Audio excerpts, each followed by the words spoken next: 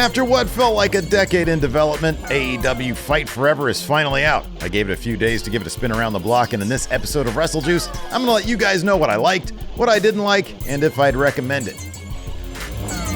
What's up, everybody? Welcome back to Wrestle Juice. So, let's talk about what I liked about AEW Fight Forever. The first most important thing that I always look at when it comes to a game is the gameplay itself. Now, as you've probably heard, a lot of people are saying that this game has gameplay reminiscent of the old N64 THQ games. Those are the games that I grew up on in my college years because I am just that old. WCW NWO World Tour, Revenge, WWF's WrestleMania 2000, and No Mercy, and I think I'm leaving one out.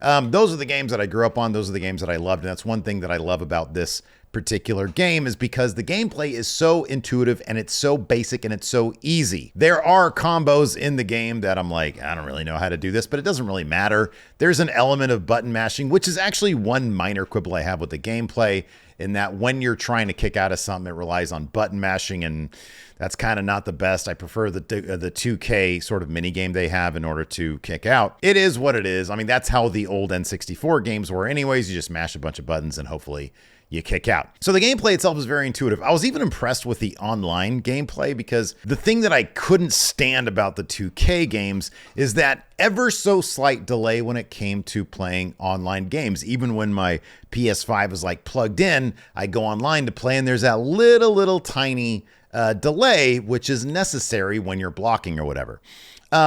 Online with these games, it's not like that. It was very, very quick. It was very intuitive. I could not tell a difference when I was playing online versus when I was playing like in just a regular match against the computer. It was kind of the same experience. Also, I won my only online match. I played against a guy playing as Kenny Omega, which I'm very proud of because generally I suck whenever I have to play anybody else who knows what they're doing. Anyways, that's neither here nor there.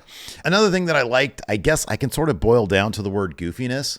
The thing about the 2K games for the longest time now is they sort of lost that element of pure fun. They've tried various like superficial things like big head mode or making things look blocky, and they're just sort of superficial things that they can throw in there and say, hey, we're trying to have more fun. If you go back to like the WWE, I think it was like 2014 game, you had like the custom stories, which got very, very goofy and were a lot of fun, and they did away with those.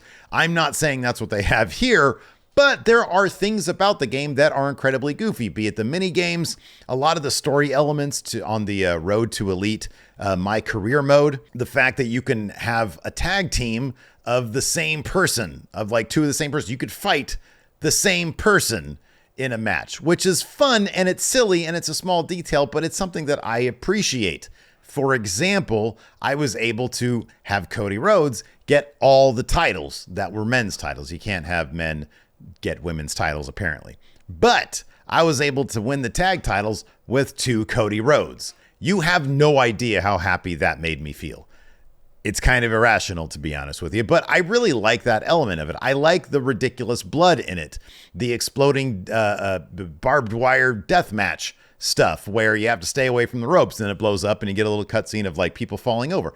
Now we can talk about sort of like what I didn't like about the game. Number one, there's not a lot going on for the price point. I was kind of surprised. I didn't realize it was going to be full retail until I got on to download. I was like, oh my God, $60. And it's like, I think $70 for like the souped up version. In terms of what it has to offer, which I imagine will increase in the future, from what I understand, this is going to be like sort of the base game, and then they're going to add stuff to it. It kind of feels like you're paying $60 for an Xbox 360 game. Now, really quick, we can talk about the graphics because the graphics really do remind me of like an Xbox 360 era generation graphics. That doesn't really bother me all that much, simply because if the gameplay is solid, I kind of don't give a shit what the actual graphics look like. That being said, paying full retail for a game that really does sort of play like an Xbox 360 game kind of seems like a not great value proposition. Now, we'll see if they add DLC that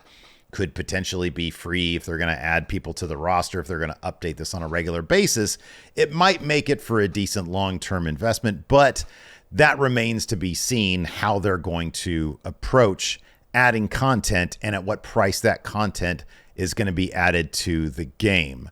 So in terms of like the price point, the game right now as it stands is fairly bare bones. It does feel like you're getting an Xbox 360 game for full retail. At the same time, full retail has been $60 for a long time now. So you could actually consider that a pretty good deal. I mean, I remember back in, I don't know, the year 2000 when I got, it was like 2001 or so when I got a PS2 off a guy who was giving me good deals because he bought them with a stolen credit card. The Creation Suite is super limited. And that's one aspect that I really love, all the custom stuff. I love when people are able to share custom creations online, and that's something this game doesn't have. And I don't know if they'll be able to sort of build the infrastructure necessary for people to be able to upload custom creations, upload logos. I don't really know if that's even going to be possible down the line, given what it might need in order to do that. But yeah, the Creation Suite is incredibly limited. I don't even necessarily need sort of like face scan technology, although I think it'd be awesome if they incorporated that here. Not a lot of like facial hair combinations or hairstyles. Like, I don't know, what is it, like 20 each or something like that? It's really not all that much. The wardrobes are all very limited. So yeah, I don't know. Like, I can mess around with it a little bit more and see if I can come up with anything else. But also, like, making custom arenas, which was one of my favorite things to do in the 2K series, is incredibly limited here in Fight Forever. So if you're somebody who really loves sort of like the diffract method of like creating super detailed creative wrestlers, or people like from WWE, for example, that don't exist here in the game, that's going to be kind of tough to do. And that is one aspect of playing the games that I really, really enjoy doing. Hey, what's going on? This is Stone Cold Steve Austin impersonator Phil McDonald. Do you want new Russell Juice merch? We've got it over at friendoshop.com, and right now you can use code PURPLE to save 20% off site-wide, and you get yourself a new Russell Juice hat or the new King Russell Juice logo shirt. Go to friendoshop.com right now or get hit with a stutter. Now let's talk about the one question I've been asked a lot over the past couple days. I've been streaming this over at my MF Steve here Twitch channel, and people will come in all the time and will ask, hey, Steve, is this game worth it? I don't know. Is it broken? No. Is it fun? Yes. Is it worth it to you? I don't know, because I don't know what your habits are. For me, a person who doesn't buy a lot of video games, I'm not really too plugged into the video game scene anymore, and I haven't been for like 10 years now.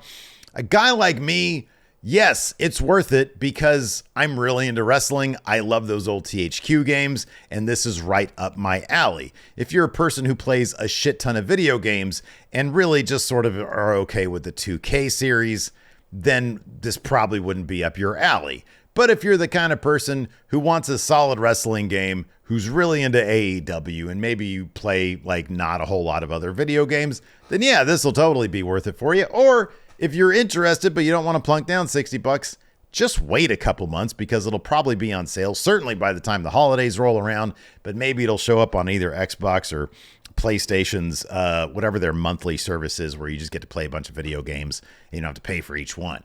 It'll probably show up there sooner or later. But if you're really itching to play as AEW stars and you want this cheesy Road to Elite mode that they have, which is relatively short, it's not that expansive of a story mode, then yeah, it'll probably be worth it to you. So there, that's the best I can say in terms of whether or not I'd recommend it.